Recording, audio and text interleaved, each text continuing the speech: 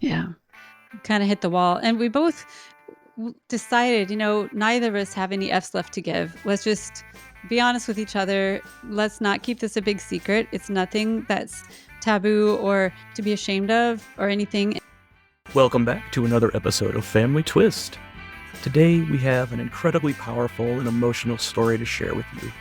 Kendall and I are joined by Joey and Beth, who will take us through their journey of adoption, identity, and healing. Joey, a Japanese adoptee raised by Beth, a white woman, has faced unique challenges that have deeply impacted his mental health. From the struggles of finding where he fits in to the trauma that led him to drugs and self-harm, Joey's story is one of resilience and hope. This episode dives into their candid experiences and explores the different pathways they have taken toward healing.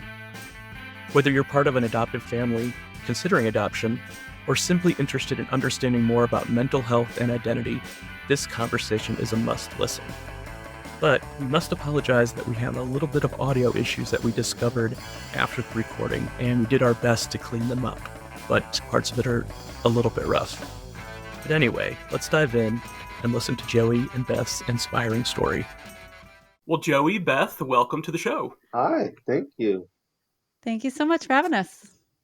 So before we get into your specific story, we've been having a lot of adoption-themed episodes on Family Twist as of late, and we think it's important to hear everyone's perspective. But I'm curious, how do you feel about adoption in 2024 right now, just as a concept? For me, personally, it's a tough subject to talk about because I'm in the world of the idea that it's probably not the best thing for the child, and with trauma, and also with the side of the birth parents, like their grief and everything. But that's because I'm in the realm of talking about it a lot.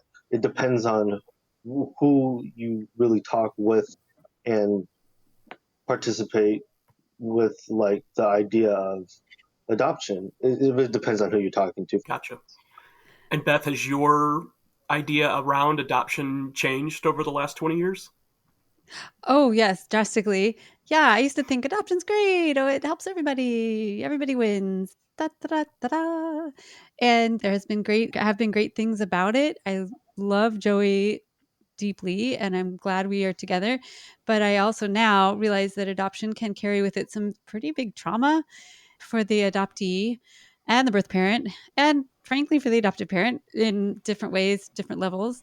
So I would, if people are going to go toward adoption, I would just do it with tons of caution and training and education and with eyes wide open. So, Joey, let's get into your story. How old were you when you were told about your adoption? As soon as I can really remember, as soon as I comprehend things, I was told. That's a great thing done by my mom. I believe because it doesn't keep me in the blue for a long period of time, and then I believe for me that was a really good thing to have happened and to have been told that since I was able to comprehend. Yeah. Luckily, I got that message from the adoption media. Don't keep this a secret, make it part of your child's story, make it not like a horrible thing, and just say, we love you so much and you're welcome in our big happy family kind of situation. But it did prevent that extra layer of trauma of finding out later. I mean, that's something that's been so shocking for me because I'm like Joey. I've always known. And for me, there was never any stigma attached to it. Quite the opposite. My Yeah, parents had other friends who had adopted. I feel sorry for the children who learn so late. Like, I feel like that just means it's something to be ashamed of. And, it isn't, right? yeah, Yeah, So, isn't, right. it shouldn't be. So, when did the signs of trauma start appearing? Oh, the signs that I noticed as like a human being and an adult. I was probably 14, teenage-ish, with an adult mindset, I guess. It was 14, 15 when everything kind of started to fall down. Trauma kind of showed itself in drug use and self-harm and stuff like that. But then it really showed a sign a lot younger. I don't know how old I was, but I really had depressive thoughts. Like, I really didn't want to be here. I didn't know who I really belonged to. That didn't really present itself until I was 14, 15, maybe 16. That's when it really started to show itself in a more like physical way. Yeah. Yeah. You were taking some steps toward self-harm. And What a difficult time in general, right, for all of us. And then to have the Yeah. added layer, of crisis. Yeah. Yes. I think even though I was raised by two white people when I was a white kid, there still is this question of where do I fit, right? Exactly. I didn't really look like anybody. You know what I mean? Like, Yeah. Yeah. I Yeah. often tell the story about my parents. I'd be with them as a small child, and we would run across friends of theirs that they hadn't seen in years, and they'd say, "Oh, and this is our son." And admittedly, the other people would say, "Oh, yes, he looks just like you." And I'm like, "No, we don't. Thank you. That's sweet and cute and wonderful, but no, that's not real." Yeah. And I, as a 4-year-old, would say, "You're foolish." I mean, sort of. I was Yeah. like, In your "Yeah, head. that's Yeah. Yeah. yeah. Just thank you for your sentiment, but let's Yeah. let's keep it real." Yeah. Definitely. Yep. Well, since Joey was from Japan and I'm white, so he's Asian, I'm white, he would come home from elementary school and say, "Mom, I wish I could dye my hair blonde. I wish I had thin and wavy hair like these surfer kids that I'm hanging out with." He came home one day and he scratched the inside of his wrist with a rock, I guess.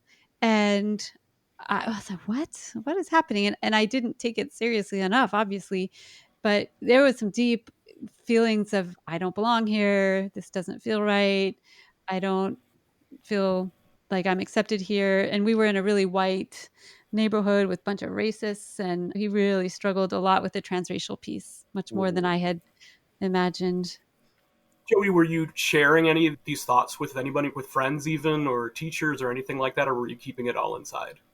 It was all inside until I was when the first hospitalization was when Yeah, 15. 15 is when I kind of just laid it out. I was like, I can't really hide. That was the first time I ever like laid it out there for anyone to hear. Wow. And was that a situation where, like, who decided that was the best option for you, going to the hospital? So that kind of goes into the story of like my first hospitalization. It was a suicide attempt, and then they uncovered substance use through like the urine tests, and then they kind of told my mom, which I don't know if it's legal, but it was a blessing in disguise though.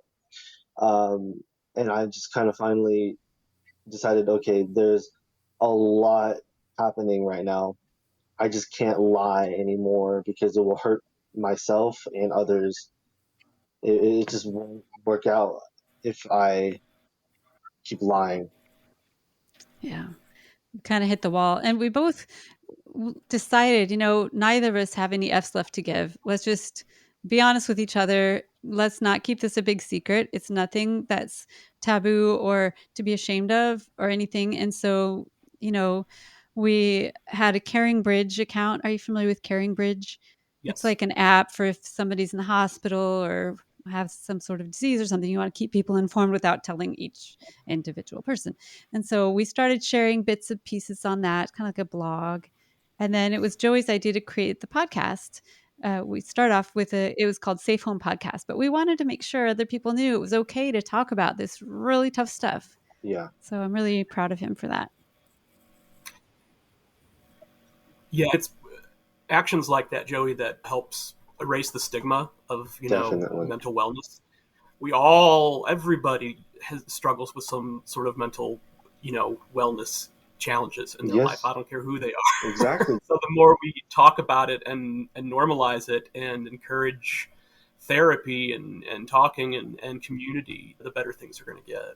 Oh, definitely. I agree. And that's kind of our goal, is to destigmatize this idea of like mental health, and also adoption, because there's a really big misunderstanding with mental health that people need to be knowledgeable of. So, Beth, when this was happening, when your son was 15 years old, what is your mindset? What do you like? Oh, it was really terrible. I didn't realize how long he'd been using substances without me knowing. And so it was a huge, like everything in my life is before February 7th, 2019, and then after. Like that Mm. was the big moment. But it was a necessary part of our journey. And I am so grateful that he's still alive. I'm grateful that he didn't kill himself, and that he's willing to sit here and dig in with this with me, and with the podcast, and with talking with you guys. And it's not easy to dig through all this stuff all the time, but we both feel like this pain that we've been through and continue to go through, it can't just stop here. It has to get transformed, transmuted into something for other people, to help other people. Yes. So it somehow makes us feel like it's helping other people. So we'll just keep on going. Absolutely. It's giving back. I often say to Corey and on this podcast that I never expected to finally understand how much I needed this, how much I needed to talk through, because I am, Corey will tell you, I'm fiercely independent. No, not kind of. And so it was hard for me to let go. It was hard for me to admit vulnerability, kind of open myself up to talking about these things. And it's so important, not only for my own well being, but for others, to hear the story and relate, you know? Yes. I mean, we've certainly been involved in different, communities in our life. When we were in California, we were big into animal rescue Yes. and gay rights, but we had no idea what the community was like for adoptees and birth parents and adoptive parents. And it's just, I mean, it's been eye-opening and heart-opening for sure. Oh, 100%. Yeah. Well, Corey, you went to Untangling Our Roots in Denver. I mean, it was incredible. I'm getting like tingles right now just thinking about it, because it was so life-changing is the best way. Our cousin visited from Europe over the weekend. We were talking about Summit, and I was like, oh my gosh, the Saturday of Summit was so intense. I went to try to put myself to bed at like 7:30, knowing how early Sunday was going to be. Couldn't fall asleep. Thought, okay, I'll go down to the gym and hit the treadmill for a few miles, and maybe that'll tire me out. I can go to sleep. So I did that, and then I'm coming back through the lobby, just getting stopped by more people, person after person, wanting a conversation. And the next thing I know, it's like 1:45. I'm holding someone's hand as she's crying. Yeah. Oh, Yeah, it's just like, wow. And I literally, I was like, oh my gosh, I was getting like hoarse. I was like, I am getting like, it's so intense. I'm like, I gotta go to bed, or I'm not gonna be able to function yeah. on Sunday. But it was great. I mean, Yeah. have you been to quite a few events like that, Beth? That was my third big conference like that, second Untangling, and then I went to a Cub retreat, Concerned Mm. United Birth Parents. So, but it's really good, and I wish more adoptive parents would be at those places, but I will just keep showing up. And we had hoped Joey would make it, but he didn't come this time. But maybe he'll come next time I and feel feel less like the alone. community, from what I understand, is very nurturing, very understanding compared to normal society. Like, Yeah, it's a very especially in person. Right. I was a little nervous going in just because, I wasn't there with Kendall. It's difficult for us to both travel at the same time with our menagerie of animals. So, uh, but so I kind of felt like a little bit of imposter syndrome. But I mean, that went away immediately. Everybody there is so welcoming, and it's, yeah. I mean, if it's And so he's going to go to his first retreat this fall, which is just going to be like 20, 25 people. And I think that's perfect because that'll be like a stepping stone Yeah. Oh, nice. towards Good. something. And I think, so I'm kind of glad I went first because I'm okay, like big crowds and conventions and stuff like that. Get him ready for it. Yeah, that's It's good. funny that you That's say great. that. I have to kind of point out the fact that I'm an HR person and I'm used to speaking in front of two different. Right. That is not my personal story. I'm not going to get emotional talking about your story. Yeah. It's a completely different arena for me. And I'm getting more comfortable probably because of this. Mhm. But Beth, to your point, I so wish that my adoptive parents were alive because they were A, super supportive, but B, they just did things really well for me. They Oh, good. normalized things for me and told me before they both died they hoped I would find my biological family. You know what I mean? Like they handled Aw, things so well. And that's awesome. I think people could learn a lot from them, and I think that's why I feel compelled to tell their stories so much. They were That's a That's great great. way. wonderful, um, amazingly supportive. So yeah, That's Great way great. to keep them alive through word and through what they teach. For sure. absolutely. Yeah. Yeah, I mean, they're definitely a big part of this podcast for Yeah. sure. Beautiful. After that, the first hospitalization, what was the healing process like for each of you? You want to go first, Mom?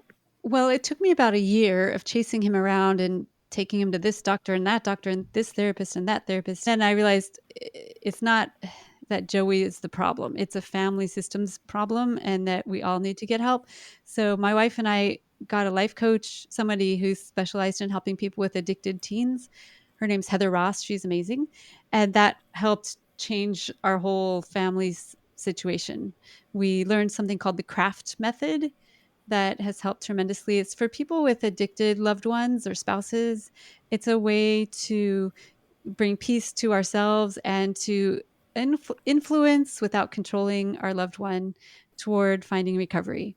It's proven to work better than the tough love method that a lot of people use. Well, just let me know when Yeah. you're sober. Right. Slam. Right. You know, Right. and I knew that that was not possible with an adopted child. You can't say, well, bye-bye, see you later, tell me when you're sober. That does not work for anybody really, but especially with an adoptee that's got relinquishment and abandonment issues. So we knew we couldn't just say, see you later, but that's helped me tremendously. I've also had immense amount of therapy and EMDR. I'm actually now using ketamine treatment with my doctor, through my doctor. That's been really helpful. It's really put my depression in remission, like literally got rid of a couple decades worth of depression with that. I've been Awesome. working Yeah, hard. thank you for being honest about that. I think that's Yeah. important. Yeah. And I'm sure all of that affected Joey along the way. So, but just so everybody knows, it's not just the adopted kid that's the problem. It's Definitely not. everybody's contributing to it. Yeah. Right. Joey, go ahead and whatever you want to tell about your healing Yeah. journey. So when everything first kind of 15, 16, I went to the hospital. Then I kind of went back into my old lifestyle of using drugs and kind of went down this path of psychedelic use, which kind of brought me into this understanding of that there is healing through psychedelic use.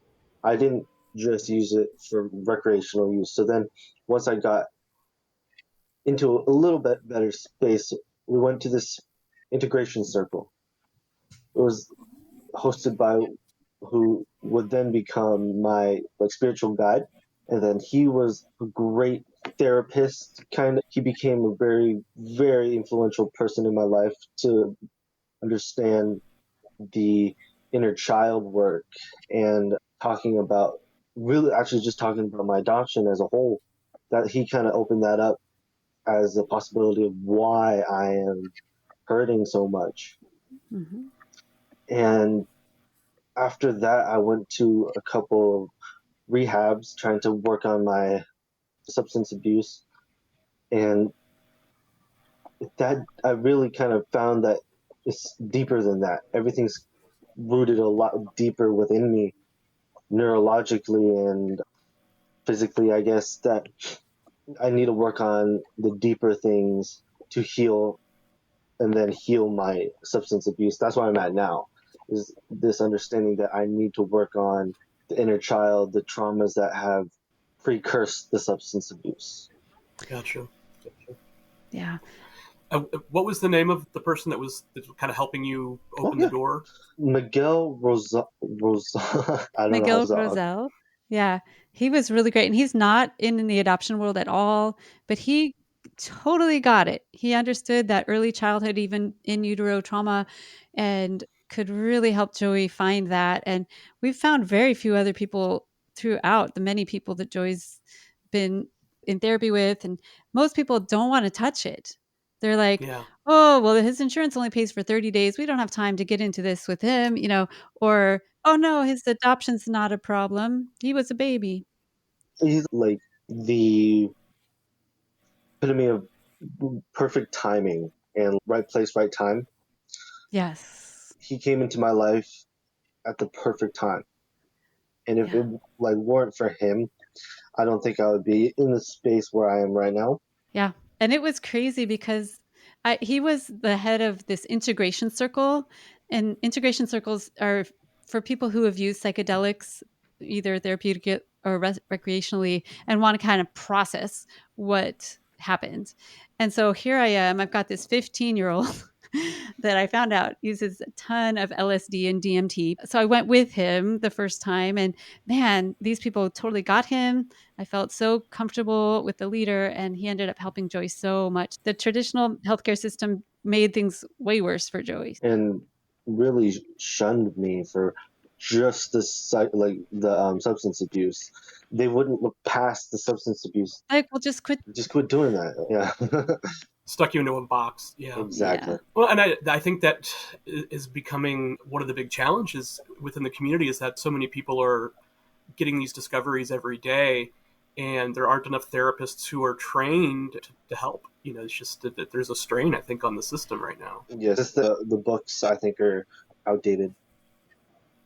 Yeah, and the therapists aren't getting trained, and the ones who are trained and are really good are super packed, and our Right. insurance doesn't cover it. So you have to have a certain level of financial means to be able to get this sort of specialized help. And I'm very fortunate to be able to have gotten the help I got. There is still hope, I think, to get help. To even be able to, is an issue for people if Yeah. they're Yeah. stuck in the traditional medical model. I did create the Healing the Adoption Constellation database. It's a free resource on our website, unravelingadoption.com/healing. And it currently has, I think, 86 practitioners. They're therapists, coaches, healers of all sorts of kinds that all deal with people in adoption. So I hope that Awesome. that is a useful resource for people.